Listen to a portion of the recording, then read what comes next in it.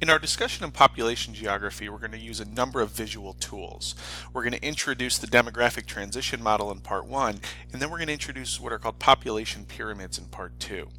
Students often struggle with their initial exposure to these different visual tools, so as we go through, I strongly encourage you to draw the demographic transition model, and then in part two, draw population pyramids. The infographic here on the screen just lists a number of countries by size. China and India are our world's leader when it comes to population size. You'll see the United States is tucked in there beneath China and India, about 20 to 25% of the size of those massive nations. When we look at population geography, we generally introduce a few stats.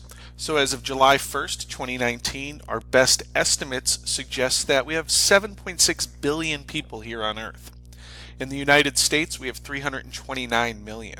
So we're only around 4% of that global total.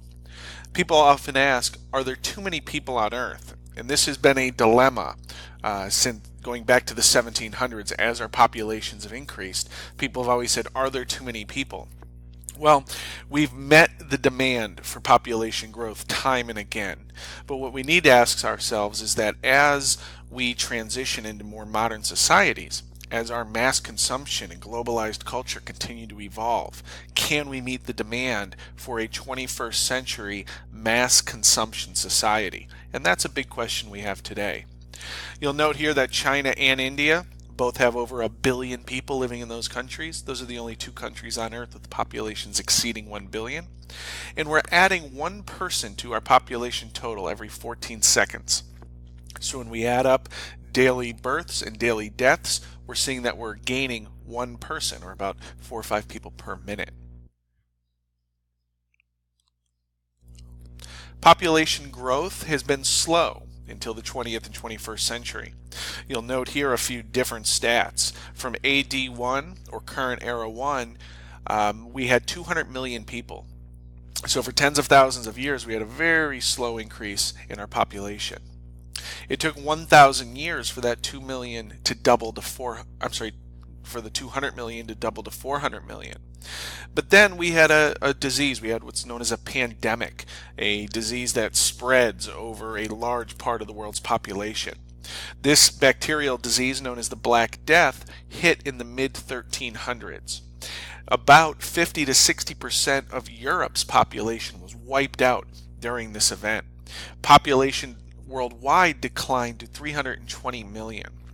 So while we generally project population growth, it is possible for us to experience a population decline, whether it comes through climate change or a natural disaster, not something like a hurricane or a tsunami, but a natural disaster like a major volcanic eruption that could disrupt our climate and our growing season for a number of years. While we do have certain concerns over pandemics today, we're generally less concerned with long-term health scares than we saw in the past with issues like the Black Death, but that doesn't mean they can't recur. By 1500, we had 458 million people, so we did recover from that loss during the Black Death, but then we had an episode known as the Columbian Encounter, when individuals primarily from Western Europe arrived in the Americas as part of the Age of Exploration. This arrival, this mixing of people, introduced diseases to the native inhabitants of the Americas that led to upwards of an 80 to 90% decline in the population of the Americas. Pretty much a mass genocide occurred in the 15 and 1600s as these populations mixed, and the populations of the Americas had no predisposition. They had no pre-exposure to the diseases that were introduced by the Europeans. And the diseases introduced by the Europeans were often the results of people living in close quarters with domestic livestock. So the Columbian Encounter created a big dip in our population, which we recovered by 1700, and then we began to grow by 1750. By 1804, we reached 1 billion people. And the graphic on the screen in front of you shows this rapid growth over the last 200 plus years. Our doubling time is noted in parentheses, where it took until 1804 to reach a billion people, and then it only took 123 years to add another billion. 29 years after that, we added another billion.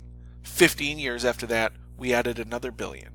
So it took 123 years for the population to double from 1 billion to 2 billion, and then it only took 44 years to double from 2 to 4 billion. And from 4 to 8 billion occurred, or is projected to occur, in only 50 years. So we're seeing here how our population growth is rapidly occurring, and that by 2050 we're projected to be just under 10 billion people.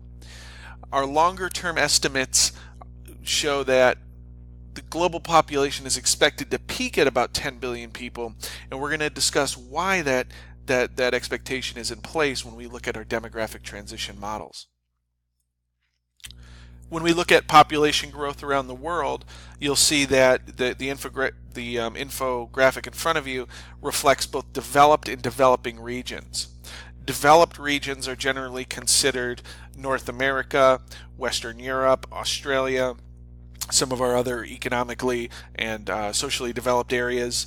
Emerging countries include China, India, many of the countries in sub-Saharan Africa, many of the countries in Latin America. So you see that most of our population growth is occurring in these developing areas. When we discuss population growth and population change, it's important that we understand a few key concepts, a few key terms and acronyms. The first is CBR, which is crude birth rate, and this looks at the number of live births per 1,000 people in your population.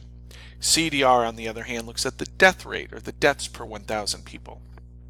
In a rapidly growing population, your CBR is going to exceed your CDR, which gives you that natural increase. The total fertility rate looks at the average number of children a woman will have during her childbearing years. Now, I want you to consider some factors that would cause a woman or a family to have more kids versus less kids.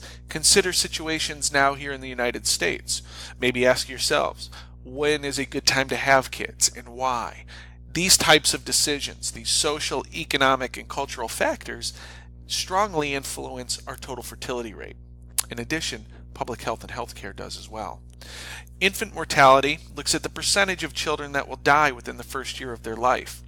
Now, this indicator suggests or positively correlates with health and education.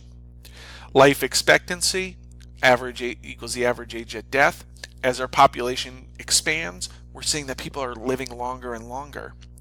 And net migration just looks at the number of people migrating into your area or country versus the number of people emigrating or migrating out of that area. When we look at most countries' population change, net migration is negligible. But here in the United States, over the last 400 years, net migration has had a profound impact on our population and population change.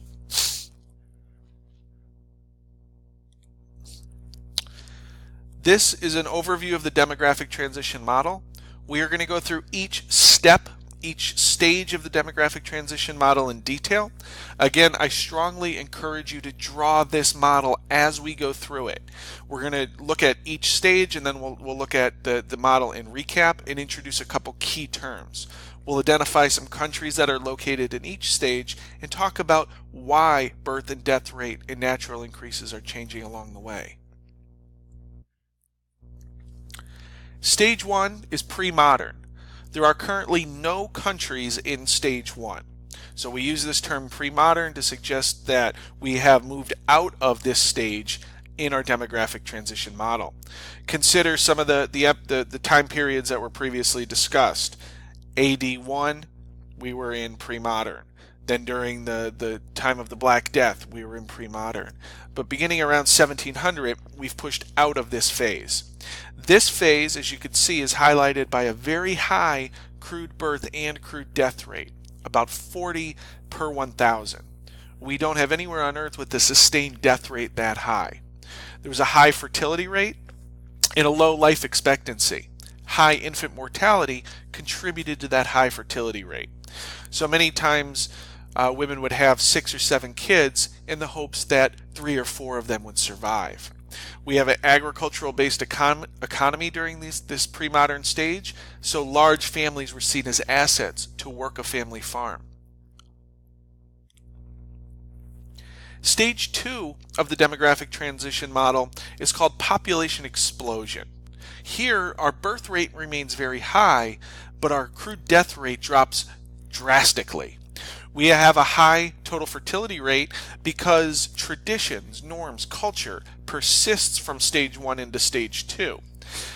We're looking at our life expectancy increasing, and we're looking at babies surviving more often that first year of life. And ask yourselves, why does this happen? For the most part, we're understanding basic health. We're understanding basic hygiene. Diets begin to improve. Public health is in its infancy. So we're becoming more aware of how to live a healthy life. We have early prenatal and postnatal care. So more babies are living. That total fertility rate is closer to the actual number of children that will live beyond 1 year. So if a woman has 6 babies, the likelihood of 5 or 6 of those babies surviving into toddler age, into adulthood, increases. So this population explosion occurs on the right side of stage 2, or towards the end of stage 2, as that birth rate remains high and that death rate drastically falls.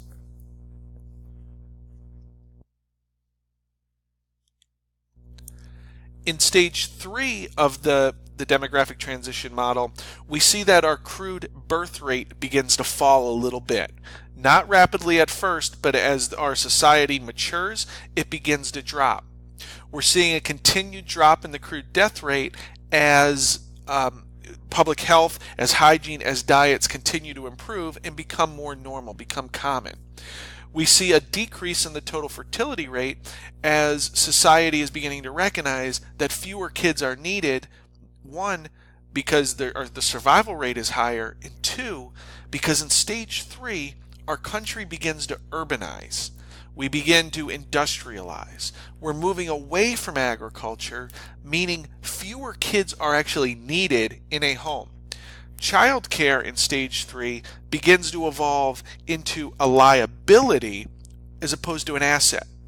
In agriculture in stage 2, kids could work at a young age. They could help the family economically. In stage 3, children are not working as early. We're seeing that the status of women is beginning to change as they have fewer kids, and we're seeing our society change to a more urban, industrialized place. So the cost of children is increasing. The population explosion is slowed, and we also see the introduction of contraception as part of public health that helps lower that crude birth rate.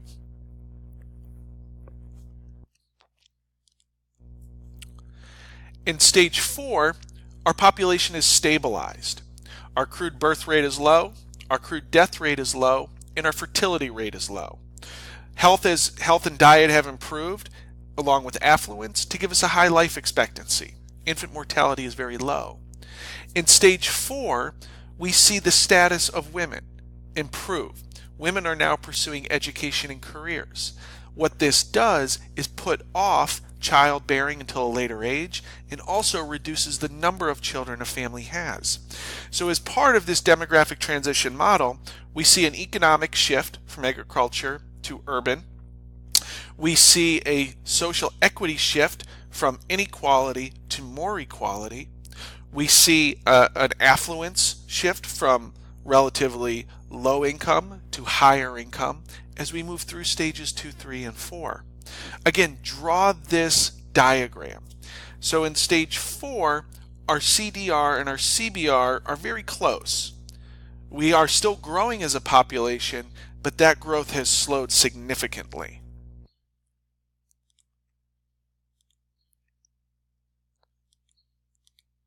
In stage 5 of our model, population begins to decrease.